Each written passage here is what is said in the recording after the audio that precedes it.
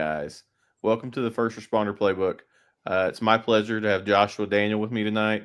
He's the founder and president of Hero Games Charity and the founder and CEO of Counterculture Solutions. It's close to Friday, I'm sure. And with over 20 years in special operations and 9 deployments, I'm going to let Joshua give himself a proper introduction now. Josh, the floor is yours. Dang, man, that's rough. All right. Hey, I'm Josh. I just retired after 20 years, 8 months, and 8 days in the Army. And man, I'm only 39, so I feel pretty blessed to kind of be here. Good chunk of my life was doing dangerous stuff in far off places and wasn't sure I'd ever make it to this point. So I'm pretty stoked about that. Married, 4 kids, live up in the mountains, came back home where it all started in Virginia. And man, I think, I'm sure we'll dive into a little bit of my career here in a little bit, but nowadays I hang out up here, man. We're homesteading. I, of course, have a couple companies that I run with tight knit circle, really good group of people, man. I'm doing what I love, and in literally every aspect. I don't do anything that I don't want to do nowadays, and it feels good. So, That's awesome. Tell me, so you're originally from Virginia. mhm. Where at in Virginia are you from originally? Yeah, man, they call it Central Virginia, but we're right here on the east side of the Appalachians. It's called Bedford. We're a tiny little patriotic town nestled between Roanoke and Lynchburg, Virginia. Of course, we have a national D-Day memorial here because Bedford lost more boys per capita on D-Day, specifically Omaha Beach, than any other town in the country. So, Wow, I you didn't know know, that. Bedford, And we have done our part. well, and was there was a big Civil War battle in Lynchburg too, correct? Wasn't there? Yeah, actually, you could call it Lynchburg. Appomattox was the surrender, Yes. Lee to Grant. Yep. Yeah, Yeah. that's There, a there's a pretty, there's a there's a long line of military history in that area, like from the Revolutionary War onward. yeah, no doubt, man. Yeah, I mean, I would say the Appomattox Courthouse, where the war ended, it's about 45 minutes from my house. That's awesome. Yeah, That's a long line of military history, folks, and that's uh, that's a lot of patriotism just through the generations, for sure. no So doubt, man. how did you decide that you wanted to get in the military, and why the army? Yeah, um, man, when I was a kid, I wanted to be a hero, man, and I wanted to put my neck out there for other people, and that scared the shit out of me, to be honest. I remember being maybe 8, 10 years old, and probably 8 years old, and thinking, dude, I'm gonna do it, but I'm scared. you know, I remember thinking that, which is kind of wild. And honestly, what landed me towards the military rather than like firefighter, law enforcement, first responder was movies, man. Good Okay. movies. Black Hawk Down, We Were Soldiers. Dude, yeah, I was sold, man. Watch old Mel Gibson called Broken Arrow. I was like, I want that. I want to get overrun. Yep. Um, and so that's what locked it in for me. And like most young men, the Marine Corps was really appealing, really appealing. They have beautiful uniforms. They had the best commercials back then. Um, the propaganda that existed around it all was that the Marine Corps was the best, and they are amazing, amazing warfighters. So I don't want to take away from the Marine Corps in that sense, but that was the stick. And so I remember, like, 10th grade, Marine Corps recruiter in the cafeteria of my high school. I went and spoke to him and said, "Hey, I want to be Marine Recon." I had read Carlos Hathcock's book. He was a Vietnam era sniper, and I had read a bunch of other sniper books too. And I was like, "Yeah, I want to be a Marine Recon sniper." And he's like, yeah, man, of course you can be Marine recon, but first you have to join the Marine Corps and do the regular Marine thing. And I'm like, no, dude, like straight to recon. It's like, sorry, we don't have that. So I went to the Army, said, hey, do you guys have Marine like equivalent? And Staff Sergeant Kelly, female, she's like, yep, they're called Rangers. I was like, sign me up, literally sign me up. And I joined the Army my 11th grade year of high school, 17 years old. And I thought I could not do 12th grade. Because I had read books, man, about young kids joining the military in larger scale wars and being able to get out of high school. And I was like, yeah, high school is ridiculous. I don't want to finish this. I want to go to Iraq because I joined the Army about 8 days after the war in Iraq started. I had just turned 17. And I was like, hey, I want that. And I remember I tracked the war through newspaper clippings on my wall in my bedroom. Yeah. And then I still, finish high school reluctantly. And, it's important.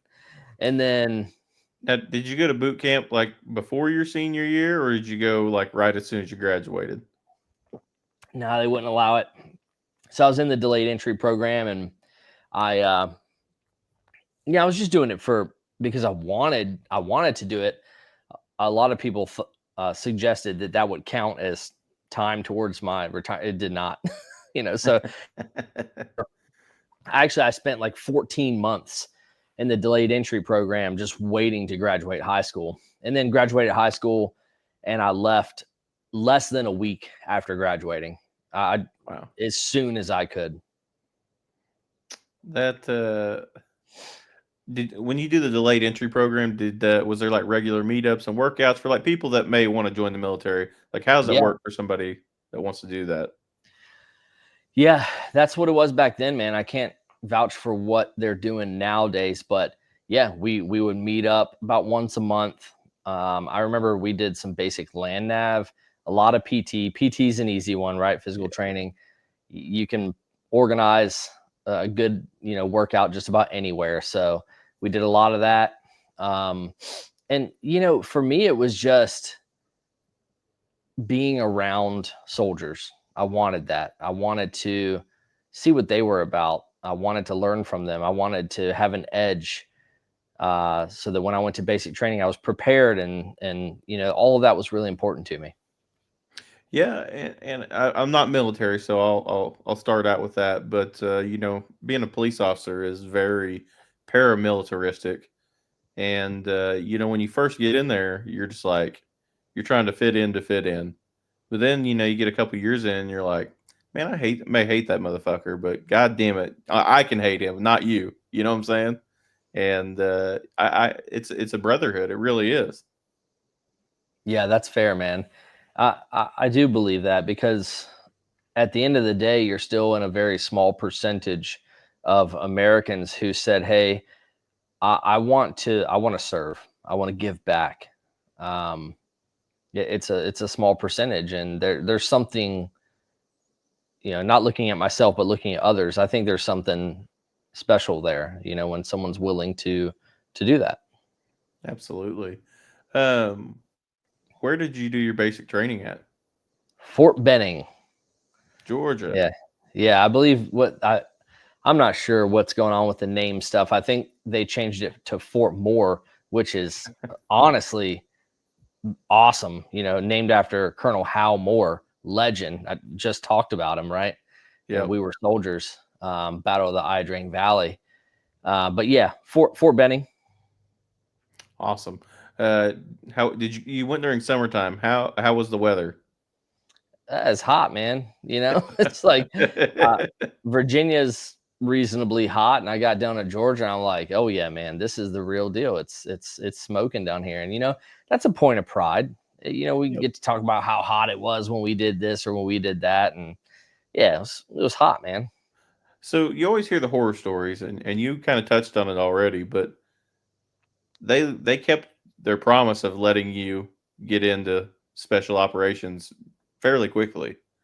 You know, and you always hear people like they'll sign them up for something, then they change their MOS. Um, do you felt like they were pretty up forward with you? Like, hey, like they kept their word on like letting you go that route pretty quickly? Yeah, I mean, look, man, it's a contract.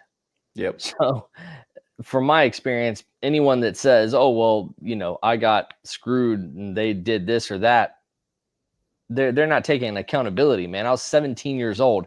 I signed a contract. I looked at the contract and saw Ranger on there. All right, cool. This seems to be what you're saying. Check. Let's do it, right? Like Yeah. it ain't that complex, dude. Look, man, from my experience, people love having excuses as to how they got screwed, and Yes. I just haven't seen it, man. Like, almost 21 years in the army, I never actually saw that in a factual sense. Love it. Yep, I love it because you see it a lot in pretty much every branch of first responder service. You know, they'll be like, "Man, they were out to get me," like, and they just don't want to own up that. Maybe it was me, not them. You know. Um, Tell me about going to Ranger School. Like, Yeah, tell me like the experience with that and for sure. how that went.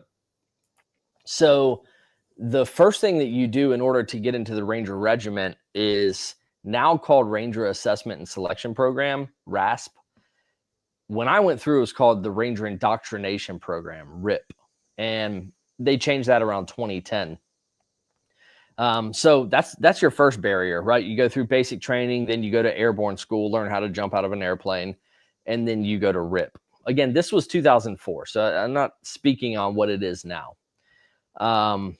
And yeah, we went to RIP. RIP was 4 weeks long, and it was just, hey, we're gonna kick the crap out of you, man, for 4 weeks.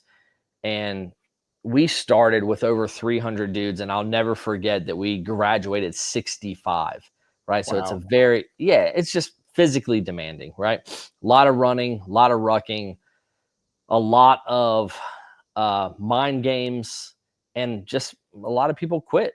Yeah, I watched attention to detail, right? We're doing a layout prior to going out to a coal range, as they call it. And I watched dudes get dropped because they didn't have 2 watches. 2 watches is on the packing list. Well, we want individuals with a high level attention to detail. You have one opportunity to attend RIP and you forgot to pack a watch. Man, I must have packed my packing list 100 times. Why? Because that was not going to be the reason I didn't make it, right? So yeah, hey, it might be silly. We look at that, and we're like, oh, it's just a watch. It's like, okay, well, maybe 5 years from now, you're on the objective, and maybe it's just the initiator to the charge to blow the door, right? It's a problem. So yeah, made it through RIP. I graduated December 22nd, 2004. It was freezing, man. So Fort Benning also gets very cold.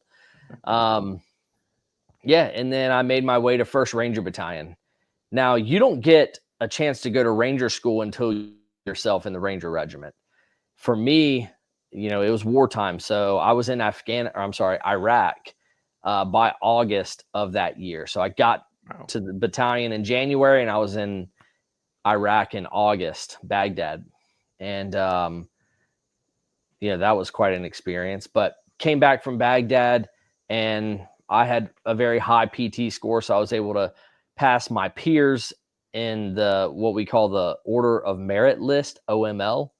And so I was at the top of the OML and went to Ranger School. Ranger School was a blast and also horrible. I think the worst part about Ranger School, again, I went in the summer.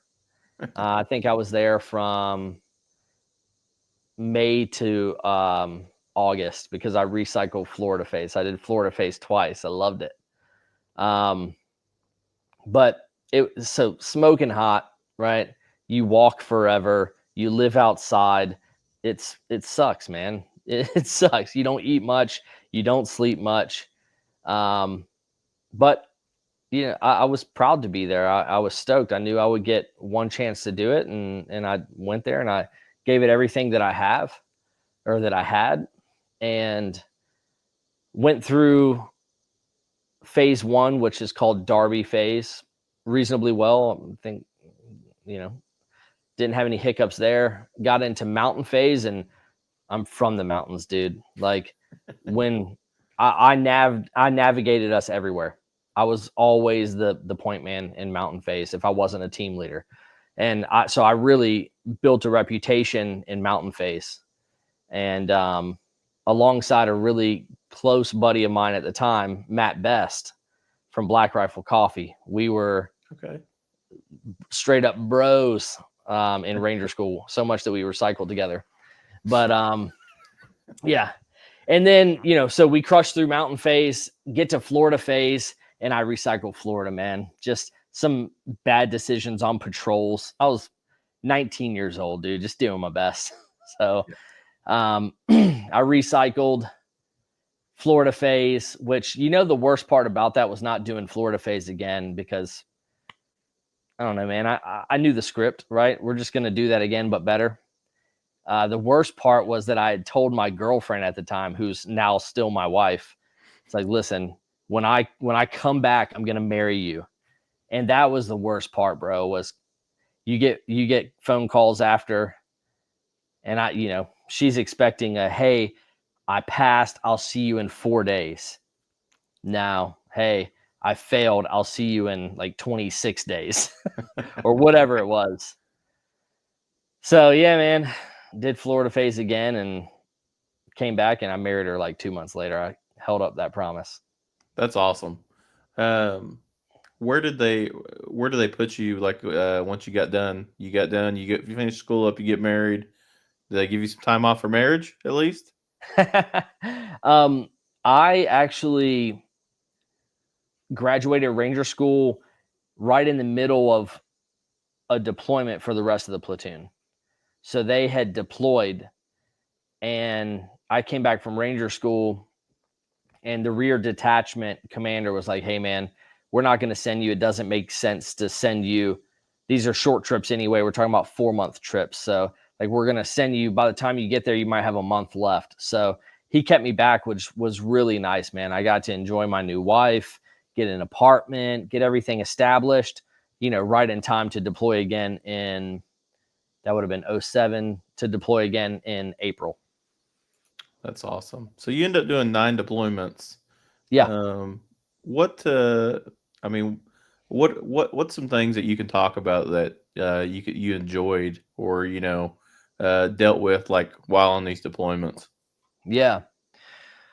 So my career was split between the Ranger Regiment and Special Forces. I spent 5 years in the Ranger Regiment and did 4 deployments with them, plus Ranger School. So literally, every year I was deployed or at Ranger School, plus all of our other training. Man, like when we talk about dudes like me, we have to remember the spouses on the backside, bro. Like, think about that. You know what I'm saying? Yeah. In that 5 years that I was in the Ranger Regiment, like I said, I was deployed every year or at Ranger School. And I also had 2 kids during that time. Wow. So like, stud of a wife, man. She's amazing. Yep. But yeah, and then I went to Special Forces in 2010 and did another, I guess, 5 trips after that. So it's a lot, dude. It's a lot. Yep. I loved war fighting. It's what I was put here to do. That little boy that wanted to be a hero, I got to do the things that heroes do. You know what I'm saying? And that was my purpose on this earth, man. And I mean, I don't even know where to start with things, which deployment. Like, I don't know, man. I think that having the opportunity to say goodbye to everything that you love, get in a bird, fly, way too far for way too long. open up the back of that ramp, walk out into the freezing air or the air so thick that you can't breathe, and go, okay, this is home for the next 4 months, 6 months. And then every single night, climb in the back of a truck, climb in the back of a helicopter, and go after the enemy, and then survive that, and then repeat that over and over and over. Dude, it is living life like one breath at a time, bro. One breath at a time. For 20 years, I thought that, okay, this is my last one. Not in the sense of like, hey, I'm going to hang it up, but like, I'm not coming back. Yeah. And that's stressful, man. And I'm open to talk about anything, by the way. I don't pull any punches. We can talk about, leadership experiences, whether that's dealing with leaders or me as a leader. We can talk about combat. I've been in lots and lots of gunfights and engagements over my combat deployments. And I mean, close range engagements from dudes right off the end of my barrel, inside houses, wearing suicide vests. Like, I've had those opportunities. Also had the opportunity to deploy to some safer places as well. So I have 7 combat deployments and 2 non-combat deployments to Central and South America. So I've gone to El Salvador, which was a very cool deployment, getting to go down there and work with Salvadorans and, combat some of the issues that they were dealing with at the time, predominantly around MS-13. Yes. I've worked with Chileans and Colombians, Uruguayans, like lots of experience with Central and South America as well. I love that. I do want to touch on something though. In such a structured system that the military is, especially, I mean, it doesn't matter, I guess, really what your job is, but especially in special operations, you're in smaller groups for the most part, but you are always making very life or death decisions a lot of the time. And so, can you kind of touch on being a leader without the title? Because a leader, let's be honest, whether you're corporal, sergeant, whatever your rank may be, that's great. But a lot of times that can just be a title, and the person without rank can be a leader without having that title. Can you kind of talk about that for a minute? Yeah. Leadership, first and foremost, is about presence. When you walk in a room, what does everyone feel? That is the number one element to leadership. And yeah, you can be in a formal leadership position, as I was at the end of my career, well, many times through my career, but especially at the end as a master sergeant in special forces, in charge of a special forces team. Yeah, you're the dude, right? Like, you are the man that the rest of those 11 look to and go, this is the dude. I was going to say platoon sergeant, but this is the team sergeant, right? But there are plenty of guys that sit in that position and they ain't leading shit, because they don't have the presence, they don't have the experience. So, hey, it just is what it is. And then you're going to have someone who is really in charge, who's really leading things. For me, I think that there's 3 levels with leadership, right? Of course, if we're in a formal leadership position, we lead those below us. But even as a team sergeant, I had adjacent team sergeants. So if I was on my shit, I was influencing them. And leadership is influence. That's all that's really what it is at the end of the day. The Army says that leadership is providing purpose, direction, and motivation to essentially accomplish a task. That's influence, man. And so, okay, so I'm leading the guys below me. I'm leading my adjacent team sergeants through my actions, whatever that is. maybe I'm pushing my team hard and we're conducting training that other teams aren't doing. Well, guess what I'm doing? Those teams aren't looking at me going, hey, his team is super fucking lethal. I want to be like that. Next thing you know, they're doing similar things. Or they're not, or they're choosing not to, which is really bad, right? And then we are also able to lead our leaders. And that comes from just putting yourself in a position where you can use your presence and your influence to help them make decisions. If you're helping your leader make a decision, are you not part of that leadership process? Of course you are. So understanding that leadership, I love that you said that, man. It's not just a formal position. It's everywhere at all times in every position. And organizations are better when everyone takes ownership and understands that they are leading in some capacity. Yeah, it's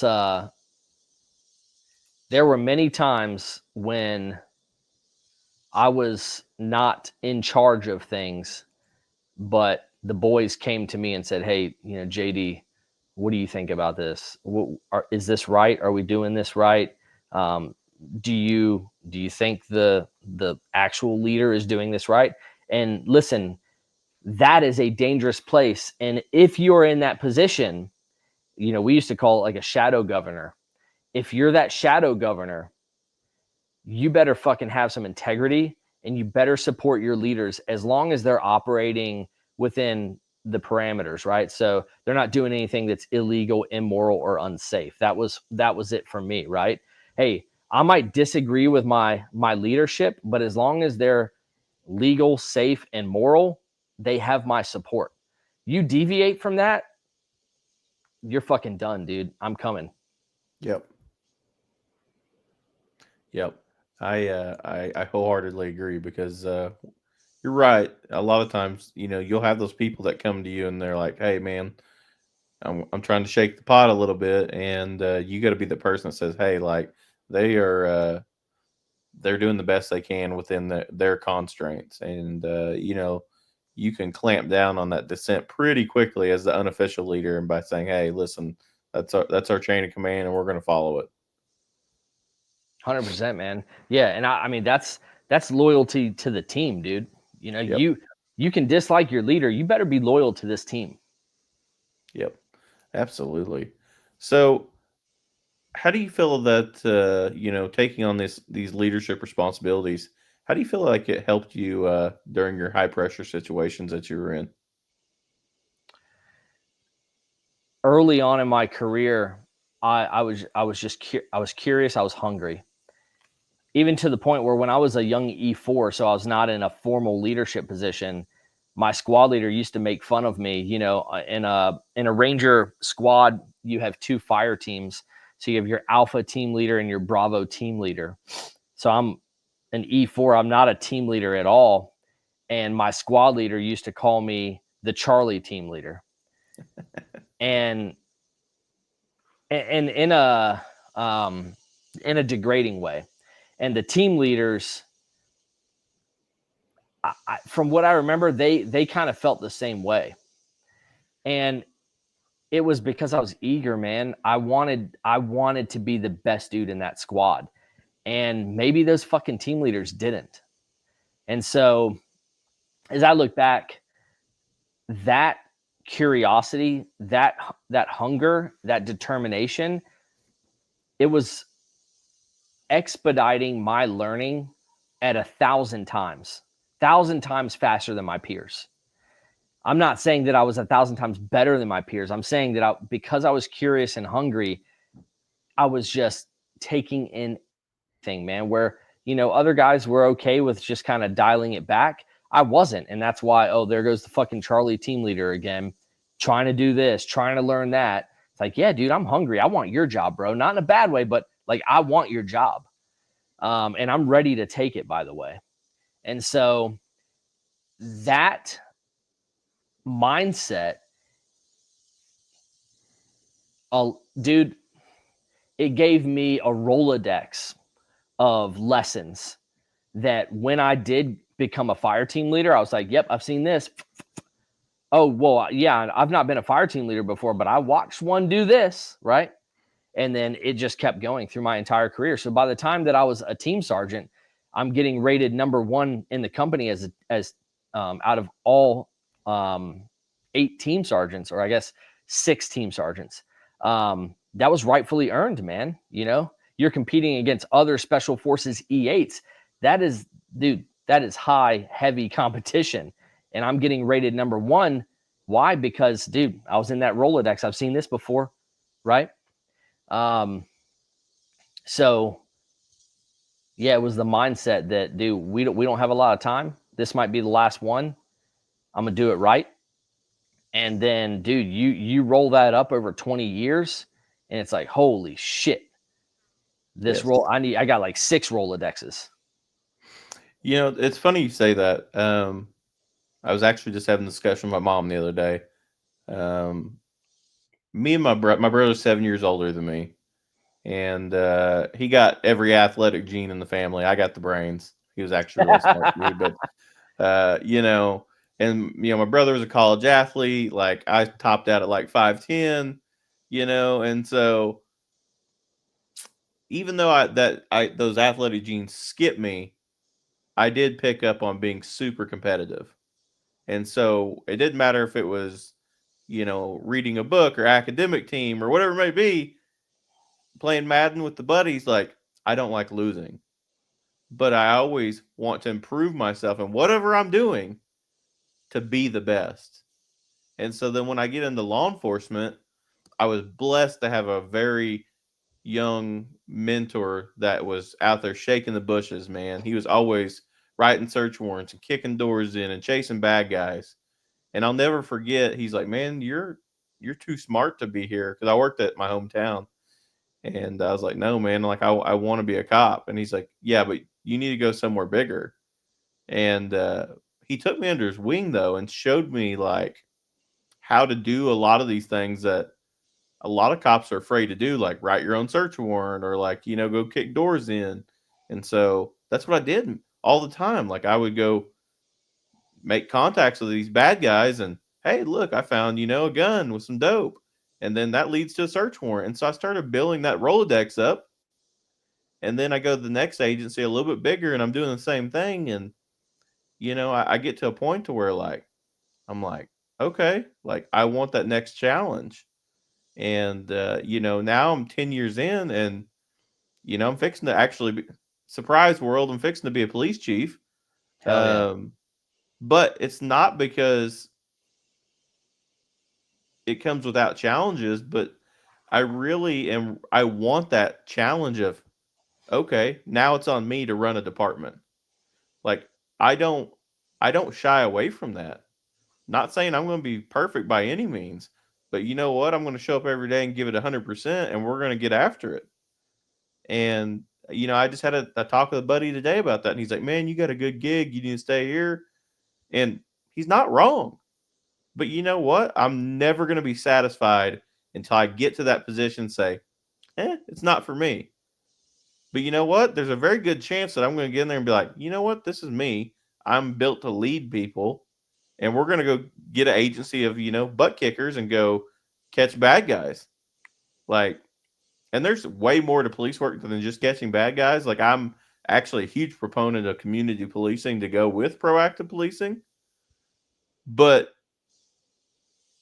if you stay in that small bubble of like what's comfortable in life, you're never going to grow. And I'll wholeheartedly admit it. I left law enforcement during COVID because I was burnt out.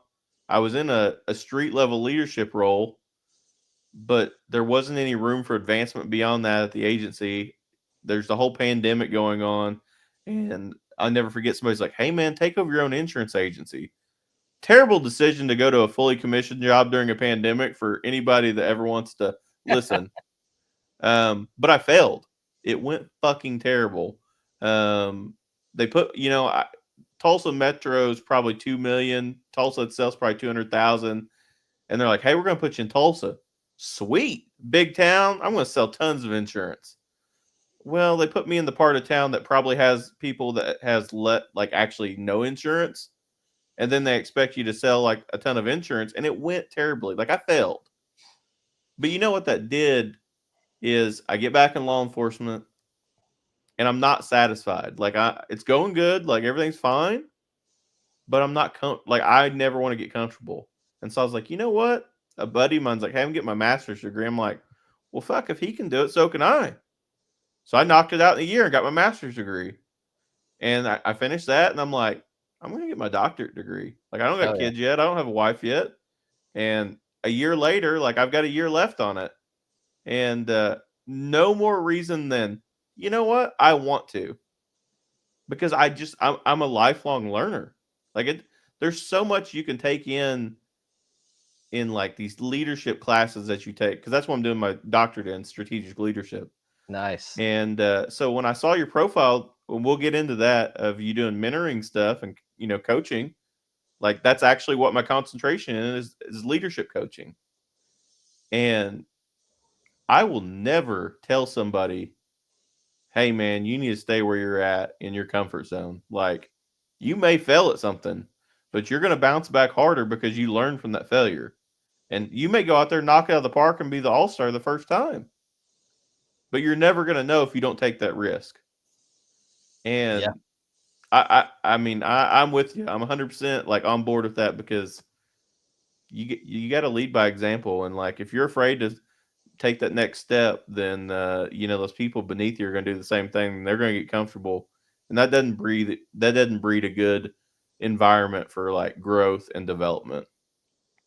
No, it doesn't, man. And we have a lot of we got a lot of dreamers in the world, dude. I don't know if it's a generational thing. I think each generation has a lot of similarities, but I'm really seeing a lot of dreamers, bro, and really the 20 to 30 range. They have these grandiose dreams and kind of unrealistic expectations of themselves, and then they go out and they try things and they fail, and then they just give up. It's weak. It's disgusting, dude. I hate it. I hate watching it. But then I have to remind myself, man, like, that's kind of the order of things. People in general, the masses are not exceptional. They're not. It takes a lot to be exceptional. And so I kind of stopped applying that belief to everyone. And that helped me, because it would blow my mind, and it would bother me dealing with people like that. I couldn't figure them out. What's wrong with this person, man? They have all of the opportunity in the world. They're 22 years old and they have everything in front of them, and they're just doing nothing with it. Actually, I know why it pisses me off so much. It pisses me off so much because I have buddies that died at 20, 21, 22. This year's honoree for the Hero Games, which is our nonprofit, Eric Hario was 19 years old. So when I see a 22-year-old person just fucking flopping, knowing that Eric Hario came off the back of that bird and was ready to get after it and, went all the way for this country, fuck you, man. Yeah. Fuck you. And I do feel that way. And there is emotion tied to that, because guess what, dude? You were not given this amazing blessing, which is called life, so that you can just sit on your fucking couch. You weren't. Yep. And it's disgusting that you do. Yep. I agree wholeheartedly. It gets me fired up, man. Yeah. I think I blame Call of Duty for a lot of this, but there's no like extra life when you die in real life. You know what I'm saying? Like there's just not. And I actually had this, like I said, I had this discussion with my mom a few weeks ago. What I do now, like it doesn't, I'm fully in the office now doing training full time, but there's no guarantee. Like I could stop a car on the way home, and that guy might be like, you know what? I don't like the police today, and it's a shootout. And there's no promise of tomorrow. And I'm not going to be content just chasing my tail just to have a safe job. I'm going to go be the best part. Like, I'm not doing the schooling just to be like, man, I'm content being like a mid-level person. Like, let's go ride it out. Like, no, I want to be the best. And and what's funny is, yes, I'm competitive, and I think that breeds a good environment, that competitiveness, but I'm not jealous, if that makes sense. Like, I want my buddies to be just as successful as me. Like, my shift mates, the people in my shift, like, I want you to go do badass things. Like, if I go get a stolen car today, I want you to go get two and a gun. Like, I Yeah. want you to go out there and catch bad people and like treat these people like they're the best, in their worst times. Like, ma'am, your house just got broke into and your whole house got robbed. How can I help you?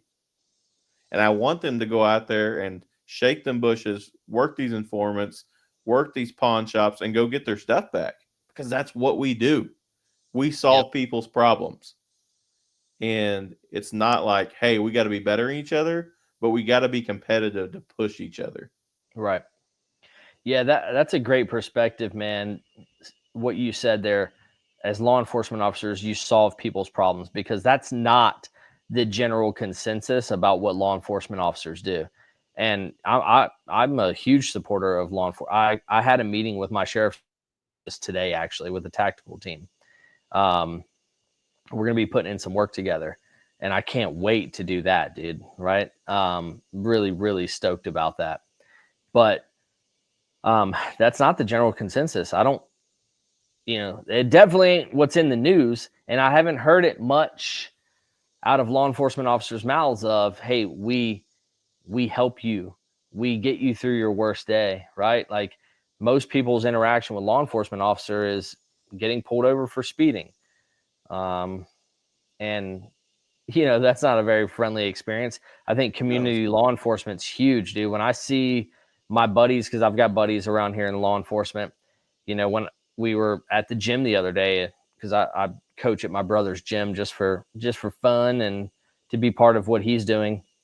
Um, and look out in the parking lot, and one of my buddies, law enforcement officers, right behind a car, and I'm investigating a little bit, because I'm always, you know, back in my head being a hero, yes, like, okay, if this dude pulls on my boy, then I'm gonna support like this. And what's he doing? He's jump starting the person's car. That's community policing, right? Like, building relationships, establishing rapport, and then being able to leverage that for a safer community. Like that's there, we need more of that. absolutely. And I'll call a spade a spade. I didn't get into law enforcement to write tickets. Like, I hate writing a ticket. And so that's why I always crack up when people are like, oh, all these guys do is sit out here and write speeding tickets. Like, I can probably count on like under 50 the total number of speeding tickets I've wrote in 10 years. But I will tell Yeah. you that I get out there and stop cars for those violations, and I speak to people and I find out, like, hey, like, I see that gun tucked down there in between your thigh and your center console. Like, why don't you go and hop on out? Oh, you're a felon? Yeah, like, you can't have that, bro. And so, like, those small traffic stops lead to bigger things. Sure. But here's the deal: they also, even without writing a ticket, you can treat that person with a little bit of kindness and respect and say, hey, sir, like, I know you're doing 10 over. Can you slow it down a little bit for me? Like, there's kids that ride their bicycles around here, whatever it may be. And you would be surprised how many people will respect you more for giving them that little bit of respect and kindness when they're probably going to have a bad day. Whatever their reason may be. Man, I've had a bad day at work. I wasn't paying attention. I'm doing 10, 15 over because, like, my day was just terrible. People don't forget those small moments of interaction when you could have been a dick and wrote them the speeding ticket. Hey, I'm going to cut you a break today. Here's a warning. Slow it down for me. People don't forget that.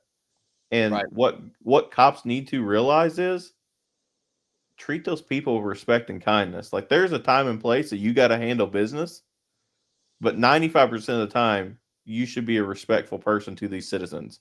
We're here to serve you. And I will call people out that, like, treat people like dicks, because there's no room for that in this profession.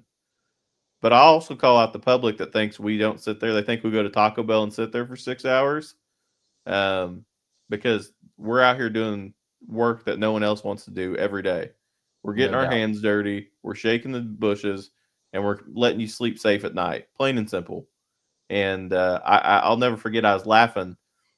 I did an episode earlier this week of, like, why I'm doing a podcast, and I had a buddy of mine interview me, and I told the story of I let somebody get one over on me when I was a rookie cop. I mean, the guy was bought and paid for, should have went to jail, and I let him, yell and scream and threaten to, file a complaint on me, and I let him go, and he shouldn't have. He should have went to jail. And I hear buddies all the time. They're just like, "Why would you tell that?" Because I don't want somebody to repeat that mistake I made. I'm not too prideful to say, "Yeah, I let one happen 10 years ago, but it's never happened again." And people are commenting on those posts, and they're like, "Oh, these guys are power hungry, blah, blah, blah. He got tired of, like, out there doing stupid stuff." No, like, you have this general opinion of police work that's not true. And, you have the right to say that, but you know what? It still doesn't change the fact that I think you're a moron for saying it. Yeah. And so I love being a cop, but at the same time, I love serving the citizens. And just like you said, you got to go out there and be a hero. You did it because you cared about this damn country. You wanted to be the hero for those people. And we've got to remember that we're out here serving the public too. And I love that. I mean, that's a core belief in me. Yeah, dude. Every single engagement matters, whether that's as a law enforcement officer or a business owner. Every single engagement matters. And if you think that your position or your rank, your status means fucking anything, you're delusional. You're delusional. And people see right through it, man. And that's why a lot of people have frustrations towards law enforcement or military even, right? And so, yeah, man, I've had great interactions with law enforcement. I think the best one I ever had was I was hauling ass, dude. And the speed limit changed from 65 to 55. And I was actually up here in Virginia, but I didn't live here at the time. So I wasn't too familiar with the area. Doesn't matter. I was ripping ass. That was just the truth. Dude, I think I was doing 80, 85 and a 55, something like that. State trooper pulls me over. I pull right over. He comes up. I go, "Hey, brother, I have a pistol on me, concealed carry. I already have my military ID and my concealed carry license out." I was like, "Here, dude, I know exactly why you pulled me over. I was going way too fast." He's like, "Yeah, bro, you were doing this, this speed." And I was like, "Damn, 55? Where was, it was a genuine conversation." He's like, "Yeah, dude, you were." He's like, "Where are you going, by the way?" I was actually headed to the airport to pick up a Gold Star family for the Hero Games. Yeah. And I told him, I was like, "Dude, I'll be honest with you, I'm a little late, man. I'm trying to get to the airport. I got to show up for these people." And he's like, yeah, look, man, no problem. And then he goes, "What kind of gun you got?" And I was like, "Bro, it's a pretty sick Glock 19. You want to see it?" He's like, "Yeah, dude, let me see." I pull it out. I clear it. I'm like, "Yeah, he's looking at the optic on it, the light. We're talking about him. He's like, "Oh, dude, that's a sick gun. The fluted slide." Like, oh, yeah. I'm like, we're talking about my pistol. He's like, "Look, bro, just get to the airport, but slow it down a little bit, dude. If you're going fast." I was like, "Bro, I'm sorry, man. And you're right. Like, I need to slow down." And that was it, dude. Engagement done. I took responsibility. I treated him like a person. And he did the same. Yep. Look how it worked out. And I've had plenty of engagements like that. I've also had some negative ones, man, where law enforcement officers tried to flex on me, dude. And I had one tell me one time that I wasn't a special forces guy. I'm like, "What are you talking about? What?" Hey, first off, how did we get here to the point that you asked me what I do, I told you, and then you tell me I'm lying to you? crazy, dude. Like, this is, yeah, man. So anyway, I know it's hey, there's good people and bad people everywhere. That's the Yes. truth of it.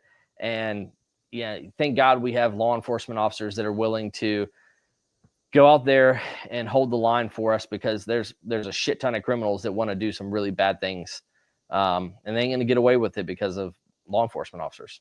Absolutely. So I want to kind of I want to talk about your charity and then Yeah, counterculture in a minute. But I want to ask you one last thing. How have you handled everything you've dealt with in the military? Mental health is a huge topic these days, hmm and just being in 7 combat deployments, like I know you've had to dealt with a little bit of that, um, and I'm sure a lot of your brothers and sisters have too. How did you handle that? And what are some good ways to get help if needed? yeah, that's a great question, man. First, I guess to build some context, because I can tell you how, my mental health experience, but if you don't know what got me there, then that doesn't matter, right? Like, it could just be that I had, like a bullet fly over my head one time, Yep. so I think context matters here. Um, so, through those 7 deployments, I've killed people at close range. I've watched teammates die, and that's not cool. Um, I've been in every type of engagement you can imagine. Um, I never did a deployment where I was not in direct combat. Every single one of those 7 deployments. So, like, some guys do a combat deployment and they go sit, on a fire base somewhere and are not engaging the enemy. It's not the case, man. I engaged the enemy every single deployment that I went on. Um, I remember sitting in my dad's kitchen in like 2010 and telling him about some of my experiences up to that point. And I remember telling him, like, I don't understand PTSD. I don't know why guys have it.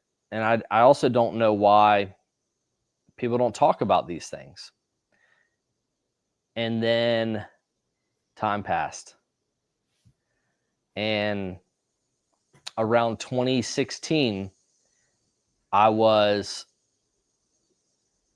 sitting in my team room. I'm a Green Beret at this point. Sitting in my team room, I'm on the computer, responding to some stupid email about ammo or something. And all of a sudden I couldn't breathe. Just couldn't breathe. And I remember sitting there kind of looking around like, does anyone see me? What's going on? I can't breathe, man. I'm lightheaded. Oh man, what's happening? Like, my chest is tight. It's like, dude, I'm having a heart attack. So I got up, walked out of the room, got in my truck, drove up to the TMC, which was like 1 minute away from my team room, the Troop Medical Clinic. And in there, I'm like, hey, I think I'm having a cardiac event. And they immediately threw me on an EKG. Yep. And they're like, uh-oh, yeah, we got to get you to the hospital. I wasn't having a cardiac event, dude. I don't know why they rushed me to the hospital. Got to the hospital. They clear me. They did everything that is done. And they're like, hey, Panic attack. no, they didn't say that. They just said, hey, your heart is fine. If this happens again, don't hesitate to come in, because you never know, but your heart's healthy. I went home that night and I was convinced that I had a heart attack. I mean, I was convinced, man. My grandfather had his first heart attack in his 30s. And at the time I was 30 years old. Yeah. I was like, damn, I got a bad heart, Sarge. So I spent the next year doing every test you can imagine and believing that I was having heart issues. Stress tests. I was wearing, prescribed heart rate monitors from the hospital for weeks at a time, trying to figure out what's going on with this young man's heart. Nothing wrong with my heart, man. Nothing. It took me a year and a podcast to come to terms with the idea that I may be experiencing anxiety. So the podcast was another Green Beret talking about having a panic attack. And I was like, oh, wait a second. That's exactly what happened to me. Like, what? Why would I have a panic attack? I'm not panicking about anything. I'm not nervous. I'm not anxious. Like, life's good, man. I got a tough job, but like, I love it. You know, it's a good day to be a Green Beret. But it clicked right there, dude. And I still struggle with it. And there were a lot of things that happened really over the next, I would say 5 years. It took me 5 years to come to terms with the whole anxiety thing. And then I started to develop mechanisms to deal with it. Dude, I had a panic attack 2 nights ago in my sleep. And I woke up. I took a big breath. I said, fuck no, I'm trying to sleep, dude. I'm trying to get some Z's, baby. And I laid back down and I was fucking done with it. And that's my new approach. I don't know why my body I still experience panic attacks. And just for those out there listening, a panic attack for me is simply that. I just out of nowhere can't breathe. I feel it center line of my chest. I just can't breathe, man. And so I get through it. And it ain't shit, dude. I've never been on meds for it ever. That's not, look, if you need meds, take meds. Personally, I've seen what meds do. I've never been on narcotics for pain, and I fucking live in pain. I've never been on meds for depression and anxiety. And thank God nowadays, I'm up here in the mountains, dude. I'm good to go.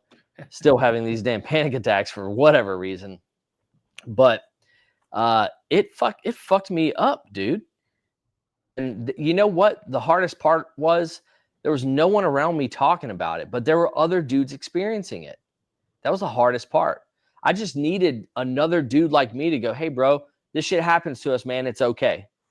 And it wasn't, dude. I mean, I remember back during that time, dudes were like, hey, don't go talk to anybody about this, bro. You can get pulled off the team. It's like, well, what do I do? Right. So the other thing that really, really fucked me up, man, was the Afghan withdrawal. I have some very close Afghan friends, one of which I helped get back here to the US during the withdrawal.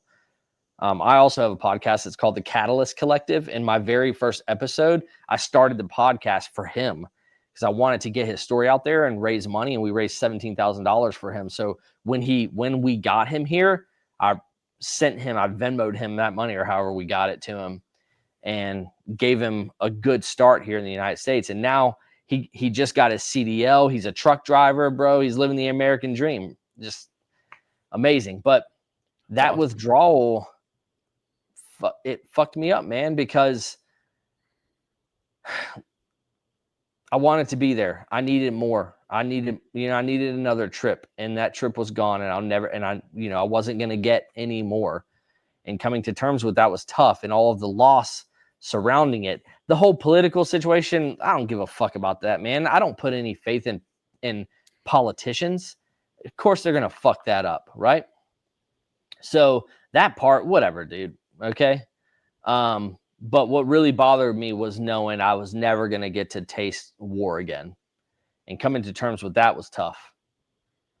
And, that's actually when I started my nonprofit. I was on my second to last deployment, combat deployment. And, our nonprofit's called Hero Games Charity, and it's all about giving back to the boys that we lost by bringing their families here to Bedford, hosting them, paying for everything, and then throwing a big ass fitness event and party in honor of them.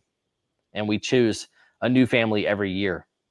So we're actually doing Eric Hario this year, the young man that I referenced earlier. That's awesome.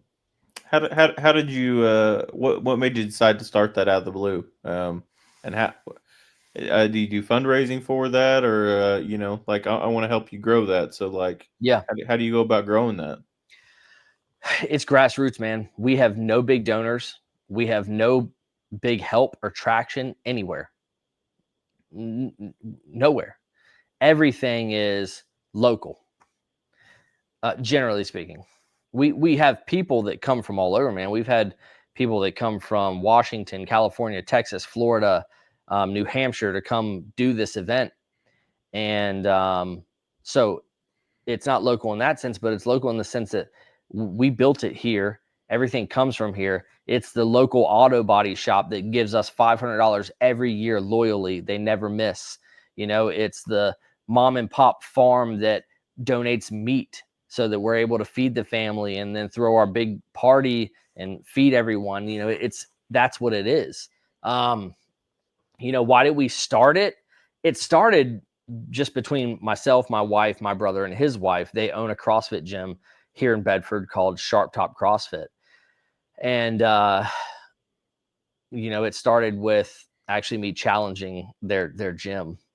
And then, a couple years into doing it just for fun, we lost a company mate after returning to Afghanistan, and it was devastating, man.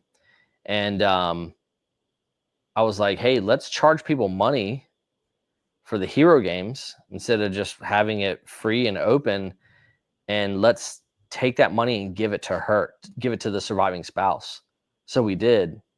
We heard nothing from her, which we don't care. We wouldn't want to. That wasn't what it was about until a year later. And she wrote us a letter. And dude, when we read that letter and saw the impact we had on her, like, okay, there's something here. So we just kept growing it and growing it and growing it. We're running our 10th Hero Games this year. That's awesome. Yeah, and last year we raised over $24,000, and every single dollar goes towards the Hero Games. We have never paid ourselves. We've never paid anyone within the organization, and we never will.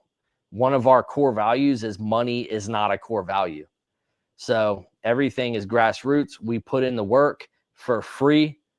Of course we would. How the fuck how could I pay myself to take care of my buddies' families? Exactly. It's crazy shit. That ain't philanthropy, dude. Hell no. Yep.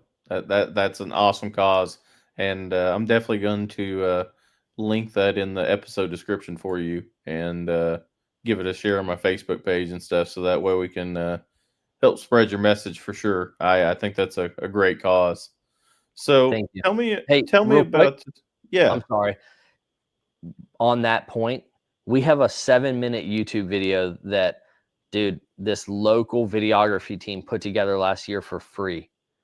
And 7 minutes on YouTube, it captures everything that I just said 1,000 times better than I just said it. I'm telling you, dude, somebody's gonna be chopping onions in the room because you're gonna be crying, bro. I watch that thing every time I watch it. I tear up. I'm like, all right, I gotta head out. I can't watch this thing anymore. It's called the Hero Games Origin Story. Okay. I'll share the video with it. Yeah, I man. think that's awesome, man. I'm a sucker for a good video myself. Yeah. I want to talk about counterculture solutions. How did you go down that route? And you got some mentoring, you got some military law enforcement training stuff. You got a little bit of everything in there. So I want to talk about that for a minute. Yeah. So with Hero Games, and I know you're like, Hero Games, what? It ties into Hero Games. With Hero Okay. Games, we were looking at ways to fundraise money. And, we're looking around a bunch of Green Berets and Rangers, and we had some MARSOC Raiders, and, got a pretty good team. And we're like, well, every one of us has been through SEER school, survival, escape, resistance, and evasion. We can teach survival classes, and we can charge people money for them, and then take that money and use that to support Hero Games. So that's what we did. We started running survival courses, and we had a blast, bro. First off, it's, bunch of the dudes, you know, with our girls, our wives, and up in the mountains, and other people coming and paying for these courses. And dude, the camaraderie is amazing. And we started to realize that people weren't just coming to learn how to start a fire. They were coming for other reasons, man. You know, more intrinsic reasons. They wanted community. They wanted mentoring. That, in fact, one of my current mentoring clients came to one of my survival courses 4 years ago. Wow. All right. Like, you know, so it all ties together. And so at some point I said, hey, this is growing. This is a great thing that we're doing, but it can't be hero games, because hero games is all about the families. It's all about the service member who gave everything. It can't be clouded, you know. It can't be pictures of us up in the mountains. It just can't be. It can't be that, man. It's got to be about hero games. But I still wanted to do it. I still wanted to run these survival classes. I still wanted to mentor people. So last year, as I was actually sitting down watching the Super Bowl, and I was like, man, this game sucks. And I was like, I'm starting a company. I pulled open my laptop and I started Counterculture during the Super Bowl. Formed my LLC right there on the internet. And the same guy that does all the graphic design for hero games, dude, literally all the same people that do everything for hero games, we all built Counterculture. And so it's the same team. It's the same team, dude. But Counterculture is for profit, right? So we just basically launched virtually last October, because I was still not retired yet. I didn't retire until March. So last October, we launched virtually. We started doing mentoring. We released a mindset ebook. Just got to get our name out there, some apparel, getting people repping the brand. And we started to kind of sensitize people to who we were. And then when I moved up here and finally, you know, retired, we started to run courses. So we've run a violent encounter survival course, which is open to men and women, teaching you how to avoid violence, because that's really where you make your money, despite what all these kung fu experts are going to tell you. We've run a women only course as well called Walk Without Fear. We're going to be doing more of all of these. We're about to run our first trek in the mountains, all men's trek, called The Weight We Carry, where it's just men in the mountains working through a simulated mountain rescue mission. But we have tons of skill development in there, mentoring, conversation, dude. It's sick. We run a purpose trek. So this is open to everyone, men and women, 16 and older, in the mountains, talking about, hey, why are we here? Why are you here? And that, dude, we've run I think 3 of those, and it's been amazing. So we do those courses and those treks. We mentor. And now we're starting to get involved with local law enforcement, which is, for me, I spent plenty of time in the government. I kind of wanted to not be around the government for a while. Yes. But I also am passionate about the safety of this community. And if there's one thing that I can teach my local law enforcement and then back away, then dude, job's done, right? Like, good to go. I'm not trying to make a bunch of money off of them. Hey, is there something I can share with you? Because I'm a 20-year Green Beret Ranger. Like, hey, let's do it, right? And really, that's the bulk of our focus. I do speaking engagements too. I've got some of those lined up. I enjoy sharing my experiences. How could I not, man? Because guess what? Someone sharing their experience about panic attacks literally saved me, bro. So I want to help. I want to do that, right? So yeah, a lot of things, dude. A lot. You know, it's funny you say that, because I actually I've had a panic attack myself before, and kind of like you said, I do all this stuff all the time, and I'm sitting at home playing. I'll never forget, it's playing NBA 2K, and I called my mom, and I'm like, I'm 32, and I'm having a heart attack. She's like, No, you're not. And I'm like, No, I really am. And like, I called her. I was like, Hey, this is like, I was like, come pick me up, take me to the hospital, please. And like, I get there, and they run all. I knew all the nurses at the hospital because I take inmates up there to get checked out, and they're like, "What are you doing here?" And I'm like, "I think I'm having a heart attack." And they're like, Mm-hmm. and I'll never forget, the doctor came in and he says, "Hey, you ever had a panic attack before?" No. Why would I? And he's like, "Well, you did tonight."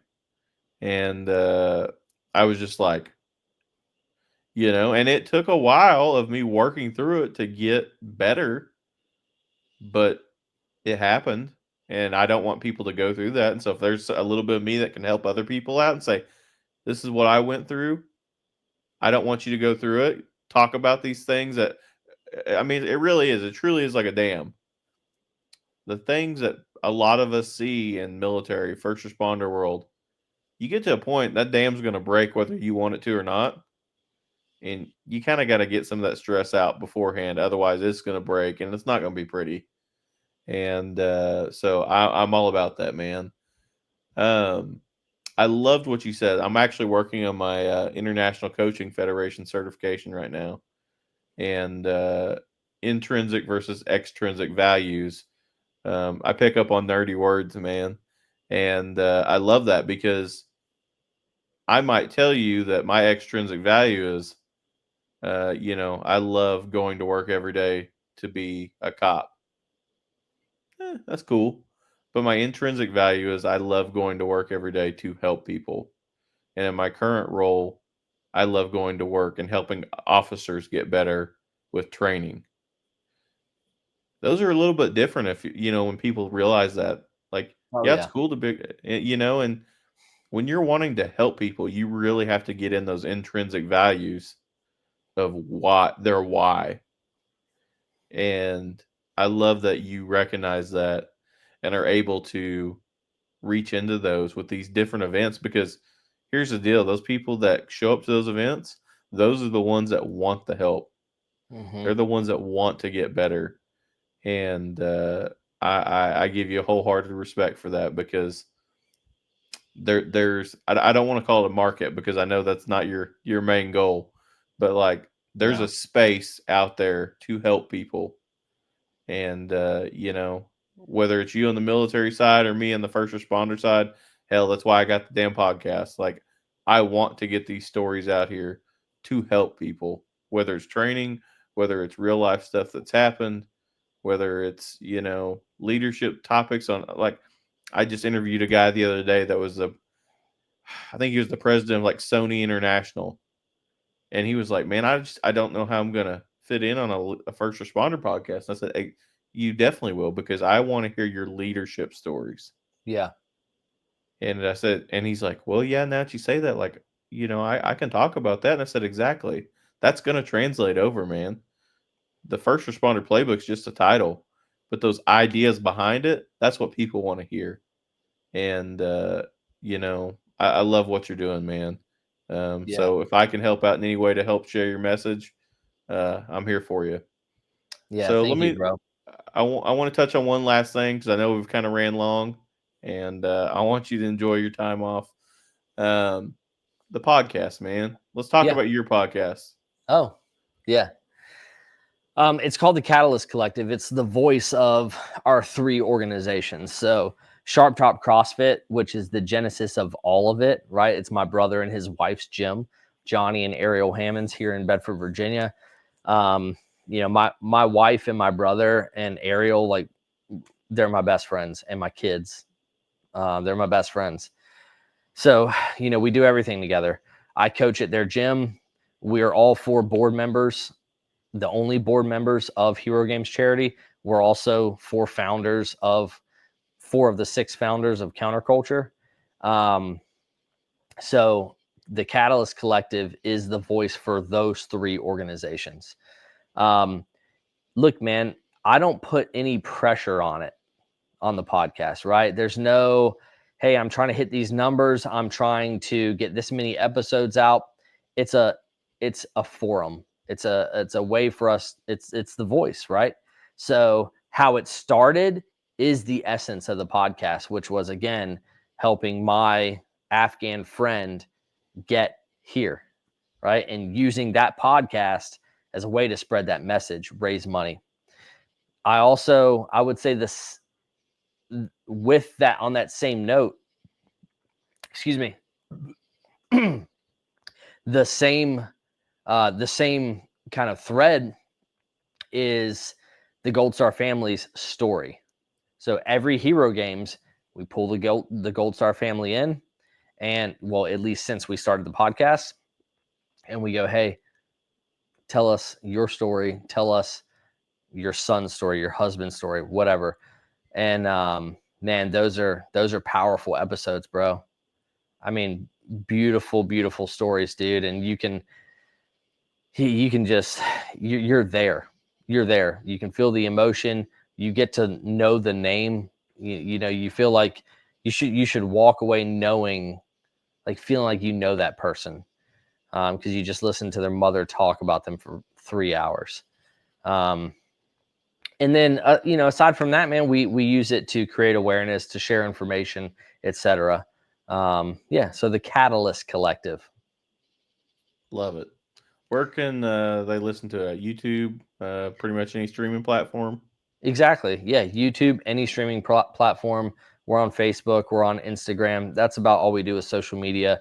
There's way too much out there with X and LinkedIn. LinkedIn is mega whack.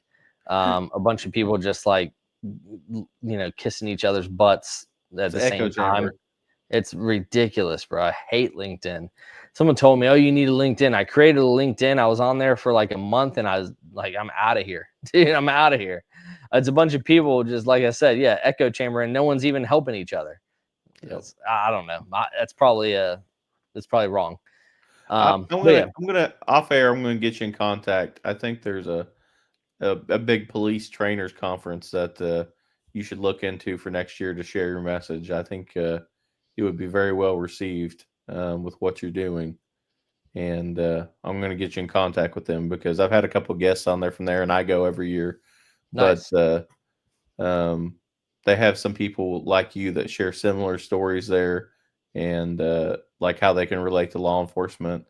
And I want to make that connection for you because I think it would be a good way to spread your message. No doubt, man. Yeah, a lot of people were like, "Oh, how can a Green Beret help law enforcement?" It's like, I don't know. Do you serve warrants? Do you want to learn how to survive a gunfight inside a house?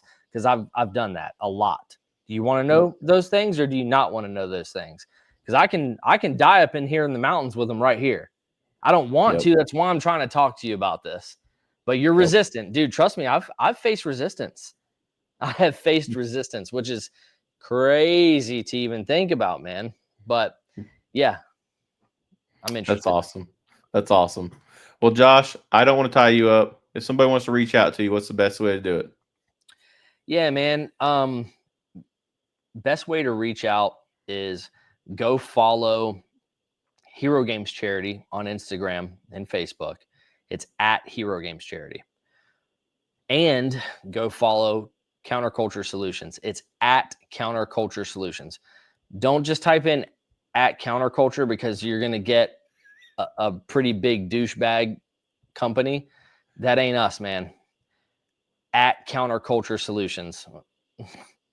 Anyway, I want you to go there, not to me, because I want you to see our works. Let our work speak for us. If you like that, then come find me. It's at JDXHGC for Hero Games Charity, XCCS for Counterculture Solutions. So again, that's at JDXHGCXCCS. Instagram, Facebook. I'm super responsive, man. It's a private account, so DM me and let me know that you heard about me on this podcast, because I just don't want weirdos following me, man. There's a lot of them out there. They just want to see what a retired Green Beret's doing, I guess, like in his free time. So yeah, man. I love it. Josh, thanks for joining me tonight, and you're always welcome here. Yeah, thank you, bro. Have a good night. Take care, man.